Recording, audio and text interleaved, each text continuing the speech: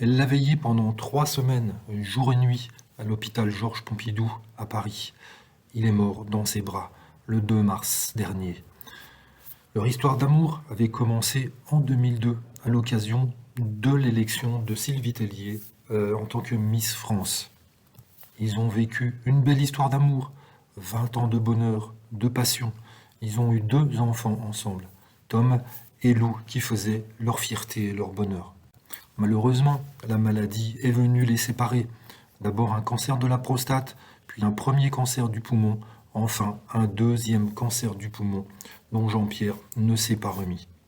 Ce mercredi 9 mars, une cérémonie est organisée en la basilique Sainte-Clotilde dans le 7e arrondissement de Paris, où de nombreux anonymes, mais également de nombreuses célébrités se sont rendez-vous pour dire un dernier adieu à celui qui a présenté le JT de 13h sur TF1 pendant près de 33 ans avec un succès incroyable, un public toujours fidèle, 7 à 8 millions de téléspectateurs tous les jours.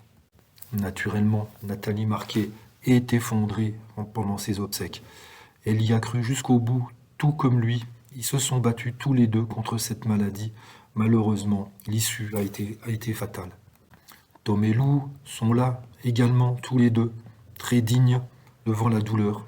Et ils savent qu'ils doivent affronter l'adversité avec dignité. En tout cas, c'est ce qu'aurait voulu leur père. Aujourd'hui, de nombreuses personnalités sont présentes pour accompagner Jean-Pierre dans sa dernière demeure. On voit là des collègues de TF1, Claire Chazal, Denis Brognard, Nikos Aliagas, Anne-Claire Coudray et également des politiques, Nicolas Sarkozy, Valérie Pécresse. De nombreuses personnes se sont réunies ici, des amis bien évidemment de la télévision, comme Michel Drucker qui est là, Jean-Pierre Foucault. Nathalie est là, digne, elle accueille le cercueil, elle dit quelques mots à l'abbé de la Morandais, lui-même qui les avait unis par le mariage 20 ans plus tôt.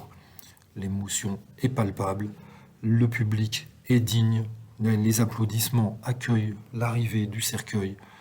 Tout le monde se dirige dans l'église où vont prendre la parole des personnalités comme Cyril Hanouna, Dominique Lagroux-Sans-Père, Michel Izard, pour retracer le parcours et dire toute l'amitié qui les unissait à Jean-Pierre Pernaut.